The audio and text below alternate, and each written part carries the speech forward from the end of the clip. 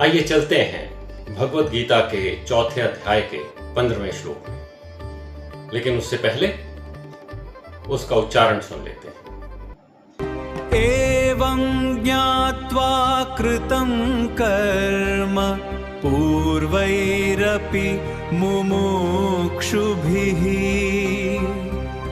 कुरु कर्मैव तस्मात् त्वं पूर्वैः पूर्वतरं कृतम्।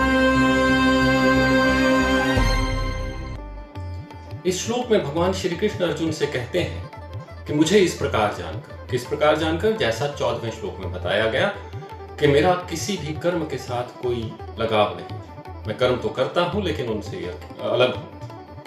उसी प्रकार बहुत से मुमुक्षुओं ने, बहुत से ऐसे लोगों ने जिन्होंने मोक्ष पाने की इच्छा रखी, उन्होंने कर्म किए, उन्होंने कर्म तो किए लेकिन उसके साथ बंधे नहीं। तो हे अर्जुन, तुम भी उसी प्रकार कर्म करो और तुम कर्मों के बंधन से मुक्त हो जाओ।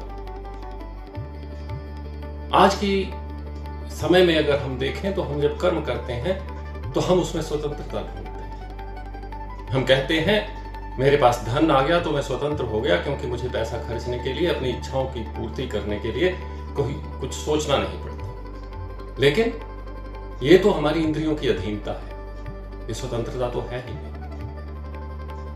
हम तो इंद्रियों के साम्राज्य में एक सेवक के तरीके से काम कर रहे हैं, जो कुछ समय रहेगी फिर खत्म हो जाएगी। लेकिन जब हम कर्मों से अलग होकर, कर्मों की फलों की इच्छा ना रखते हुए कर्म करेंगे, तब जाकर हमें मोक्ष प्राप्त होगा, जो हमेशा हमेशा के लिए रहेगा।